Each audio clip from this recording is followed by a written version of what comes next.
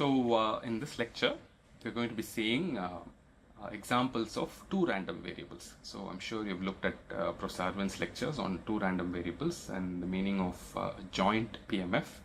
And I will give you some very basic, simple examples of joint PMFs, how to write them down, how to think of them, how in some simple situations, how to evaluate the joint PMF.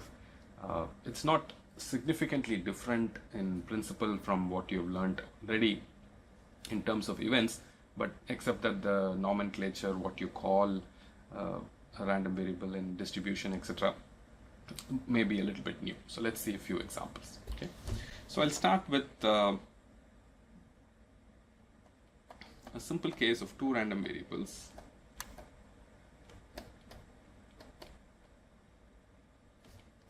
X, Y, and let's say they take values like this. So I like drawing the two random variable case in some sort of a table. So I would put a table like this and say X takes values here, Y takes values here. Maybe X takes values, let's say 1 and 2. Maybe Y takes 3 values, 1, 2, 3. Okay.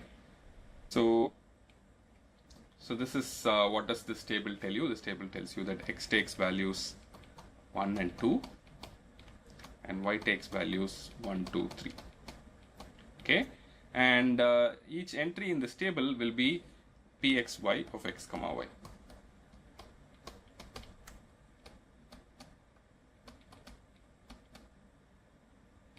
Okay, so that would be the entry here. So for instance, a very simple way to write this down is to say 1 by 6, 1 by 6, 1 by 6, 1 by 6, 1 by 6, 1 by.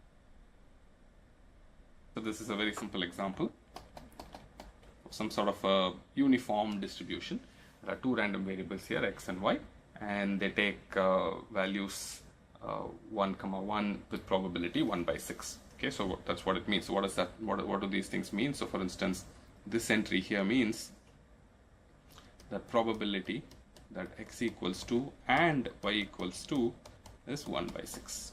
Okay, the meaning of this comma is and, like Professor Arvind also mentioned, probability that X equals 2 and Y equals 2 is 1 by 6. Let's say for instance this entry means probability that X equals 1, Y equals 3 is 1 by 6. So this is the way in which one thinks of two random variables and taking values together. So any other case in which you have two random variables, you can write it like this. Okay, so you can write X taking values along the columns and Y taking values along the rows and write it down, and then write down the probability of these things. Okay, so this is a very simple, nice example. So what I'm going to do now is give you some situations based on our continuing series of examples, tossing a coin, throwing a die, etc., and then try and come up with distributions for two random variables. Okay, so that's the next few examples that we're going to see. Okay, so let's begin with so this is the first example. Let me do an example with throwing a die twice. This is also a very, very simple example, and I will say X is the number in first toss, first throw, and Y is the number in second throw. Okay, so you have a dice, you threw it once, threw it twice. Okay, the first time you got some number that I'm going to call as X. So this X could be 6 possibilities, 1, 2, 3, 4, 5, 6. And Y is the number that you got in the second toss, second throw. Okay, and that is also going to be from 1 to 6. And we've seen before that the probability that X takes a particular number, comma Y takes a particular number is actually 1 by 36. There are 36 different possibilities. Each possibility is equally likely, so you get the 1 by 36 there. Okay, so if I have to write it down like in this table, okay, so I'm going to put X here, I'm going to put Y here, and then I will have numbers from 1 to ... 6. Likewise here I'll have 1, 2, ... 6. Okay, what will be the number in each of these places? It will be 1 by 36, right?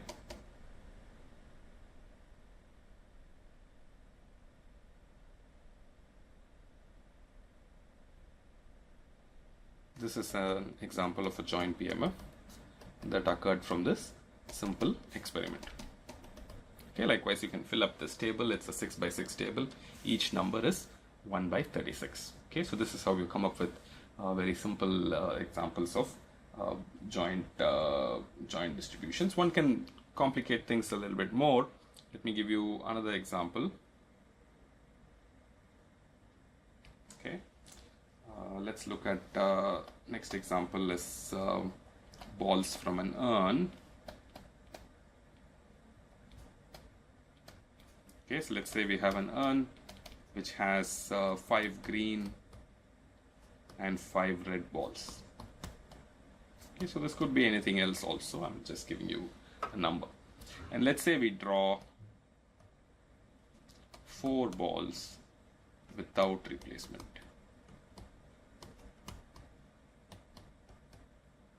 Okay, so all these things are quite crucial. I'm going to draw 4 balls one after another without replacing them. Okay, and then I'm going to call X as the number of green balls,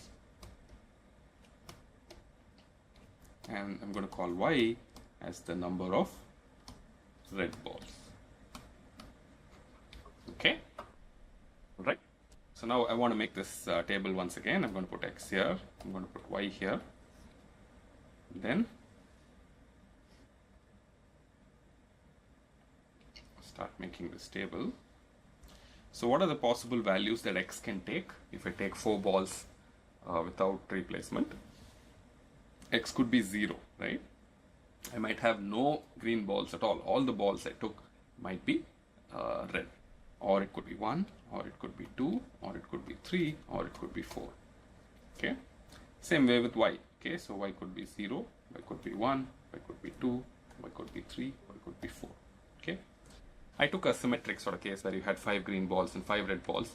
Now supposing I had taken 5 green balls and only 3 red balls, and I had picked up 4 balls without replacement, then the situation will be different. You know, how many red balls you can have? You can have at most 3 red balls, right? So things become a little bit more murky there. But let's say we pick a case like this. Okay. So now I want to write down probabilities for each of these possibilities. Okay. So now so when you try to fill out these kind of tables and fill out numbers with probabilities, you have to first figure out what the easy cases are and figure out what the difficult cases are. Now, see, one of the nice things about this problem is I know that I picked 4 balls. Okay, so if I tell you the value of X, right? If X is going to be, say, 1, okay, I had 1 green ball. How many red balls should I necessarily have? I should definitely have 3 red balls, right? So in this case, these 2 random variables X and Y are connected in a very nice manner, right? The ball could be either green or red, okay? And if I draw 4 balls, okay, if I have X number of green balls, Y should be 4 minus X. So we have this nice relationship that X plus Y equals 4. So for any other possibility where X plus Y is not 4, the probability has to be 0, right? So if you look at Pxy of X comma Y, it's going to be 0 here, 0 here, 0 here, 0 here. It might be something non-zero here, okay? And also there is a certain symmetry here you can argue. So the symmetry is extremely powerful when you try to write down probabilities. There's a symmetry here. No, whatever happens with X, the same thing should happen with Y, right? So if you exchange X and Y, you should get the same answer, okay? So this matrix, so to speak, has to be symmetric. What you have on the top side should be the same as what you have on the bottom side, right? So you can't have any other way. So you will have 0 here, 0 here. I don't know what the 0, 4 will be. I will write down possible values later on, okay? So let's start putting out these guys. Something here. This is going to be 0. Okay, so this is 0. This could be something here. This is 0. This is 0. So you see clearly only along this line you can even have non-zero probabilities. Okay, do you agree? Okay, so any other possibility has 0 probability. So this joint distribution is actually working out in a very, very simple fashion. Okay, nevertheless, it's good to see how to write it down in some examples. Okay, so what about values in the middle? What's the probability that you will have 0 red balls and 4 green balls? Okay, so this guy, this entry here is going to be the first ball has to be green, okay, okay. Given that the first ball was green, the second ball should also be green. Third ball should also be green. And the fourth ball should also be green. Okay, so that will be the number that comes there. Is it correct? Okay. So now you might want to think of how to put in the entry here and the entry here and the entry here and the entry here. Okay, what will be the entry here? The entry here will be the same as this guy, right? What about this one? This one will require slightly more involved calculation, right? So you have to figure out exactly one red ball and 3 green balls have to come up when you draw 4 balls without replacement. So you have to figure out where the red ball will come. It's a little bit more complicated. So I'm not going to do this computation for you. I'll leave it as an exercise. You can do it later. So same thing with these values, but this is how the non-zero values will be. Okay, so the non-zero values will be along this diagonal and they will all add up to 1 and they will be symmetric in some fashion. So you can quickly try and write down the probability. Okay, so this was a case in which you actually had 2 random variables, but nevertheless it was almost like only one random variable because the 2 of them were tightly coupled. Okay, so if you take a slightly more complicated situation, you might get more interesting things. So let's take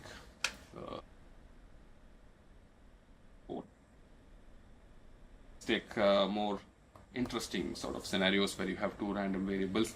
Again, I'll do this balls from an example.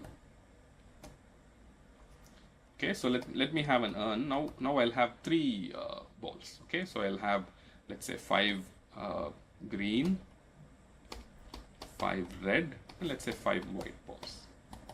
Okay, now the things will get a little bit more interesting. And let's say I draw. I'll make my job a little bit easier. I'll say I'll draw 2 balls without replacement.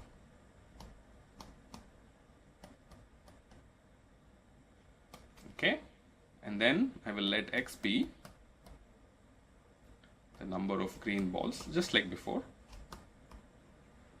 and I will let Y be the number of red balls.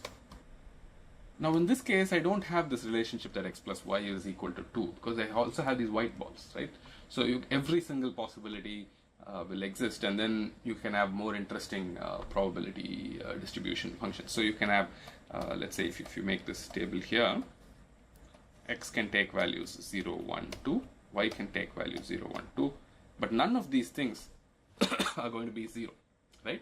All of these things can be non-zero, and one needs to calculate these probabilities. Okay, so let's say so hopefully this is clear to you, because there are 3 different colors of balls and I'm drawing 2 balls without replacement. That's okay, but then I have only 2 random variables, right? X is number of green balls, Y is number of red balls. So every single possibility can happen, right? I can have 0 green balls, 0 red balls, right? This is this entry. Okay, I can have 0 green balls, 0 red balls, right? So probability of 0 green, 0 red, right? That's the probability there. Okay, so what will that probability work out to? That will be the probability that I have 2 white balls. I draw two balls, both of them have to be white. So that would mean 5 by 15 times 4 by 14, right? First ball has to be white. Conditional on that, the next ball should also be white. So I have 4 by 14. That will be the entry here. Okay, so likewise you can try and fill in other entries. Things will get a little bit more complicated as you compute these probabilities. So for instance, if you want to compute this guy, okay, so this is the probability of 0 red and 1 green, right? That's the probability. So this could happen in multiple ways. Okay, I might have 1 green and 1 white, or I could have one green. So there should be no red. I can have 1 green and 1 white, right? That's the only possibility. Sorry, the multiple possibilities there. So let me repeat this. So probability of 0 red and 1 green. What should happen here is this is the same as probability of having 1 green and 1 white, right? So there are only 2 balls I'm drawing. If I don't want any red, one has to be green, the other has to be white. Now, how can this happen? This can happen in two ways. Either the green could come first and the white could come next, or the white could come first and the green could come next. So in either way, the probability will be 5 by 15 times 5 by 14. And like I said, this can happen in two ways, because the green could come first and the white could come next, or the white could come first and the green could come next, so that's times 2. Okay, so that's the probability. So likewise, you have to figure out what this probability will be. This one also is actually quite easy, I think. This one is probability of 2 green. That's the same as probability of 2 white. That is just 5 by 15 times 4 by 14. Okay, so likewise you can fill up all these entries. It's not too difficult because I'm drawing only 2 balls. You can fill it up. Okay, so what's the kind of a moral of a story here? Okay, so suppose you want to define 2 random variables and you want a sample space to support those 2 random variables, and you want those 2 random variables to be interesting in some way. The sample space should be very, very rich, as in it should be richer than 2 possibilities. Okay, so for instance, in the previous example, we had only 2 colored balls, and when I say one is green, the other is red, really together they really only have one dimension. Okay, so you saw in the previous example that you had only one dimension. It's not really, both of them are not really giving you non-zero probabilities. On the other hand, when my sample space is rich, when I have 3 different colors, and then I'm drawing only 2 balls, and I have only 2 random variables here, all these entries become non-zero. Okay, so you can go ahead and fill up these entries. Maybe there will be an assignment problem based on this, how to fill up the entries here. So this is how you compute PMFs for joint distribution of 2 random variables. How do you find the PMF? You have to just write down each event carefully and write down the. Okay, hopefully that's clear to you. I'm not doing this in full detail. I've written down 3. In fact, actually using this, you can pretty much fill up most of the possibilities. In fact, one entry here, so you can say this entry will be 0, this entry will be 0, right? And this entry will also be 0, right? So because you cannot have 2 green and 2 red when only two balls are being drawn. Okay, so I think most of these problems are answered. In fact, these 2 entries will be equal. Okay, and then the same number will come here. Okay, and this is the only number that you have to compute. One can quite easily compute this number. So this will be a nice triangular sort of PMF in this simple example. Okay, so hopefully you can complete this problem. This is the only thing that's missing. 1 comma 1. That's also very easy. It will be similar to this expression, and you will get it. Okay, think about how to compute it.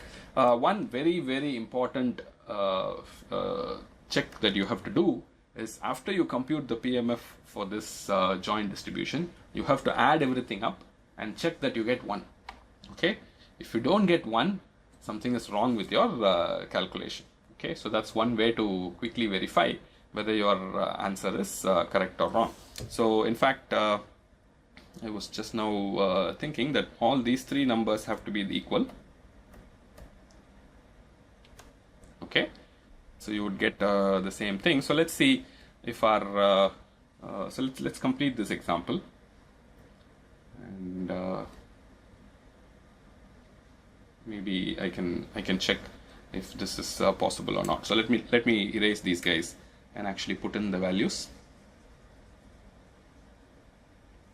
and then check for you if these guys are going to work out or not. So let's see. So this is going to be 5 into 4. Okay, write it carefully. 5 into 4 by 15 into 14. All these 3 entries are going to be 2 times 5 times 5 by 15 into 14. All these 3 entries, 2 times 5 times 5 by 15 into 14.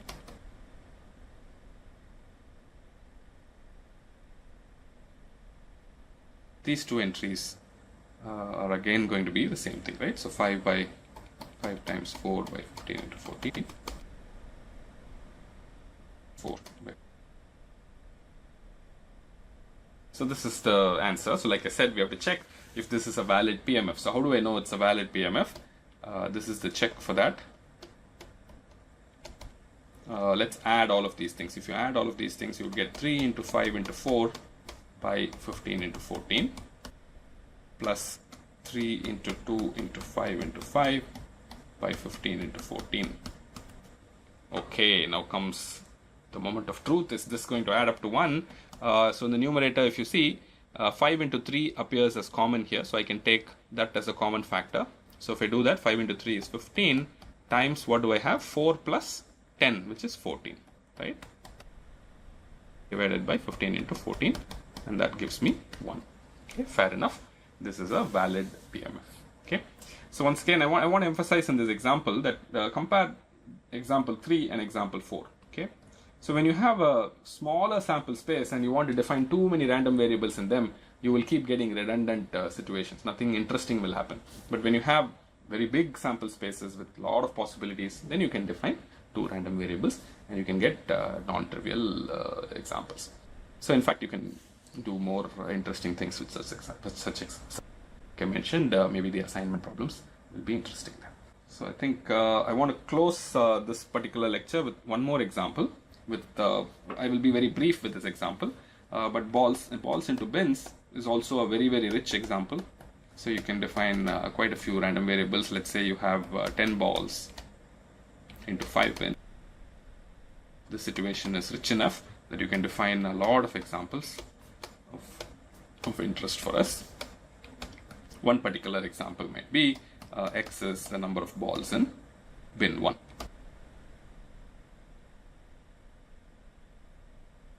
And Y is the number of balls.